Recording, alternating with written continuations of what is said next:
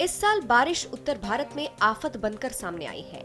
जहां तक दिल्ली की बात है तो आम जीवन अस्त व्यस्त हो गया है। कहीं जाम की समस्या है तो कहीं तो घर से निकलना मुश्किल हो रहा है।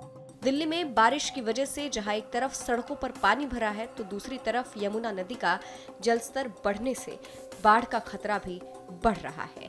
आप तस्वीरों में देख सकते हैं कि कैसे पूरे इलाके में पानी भरा है।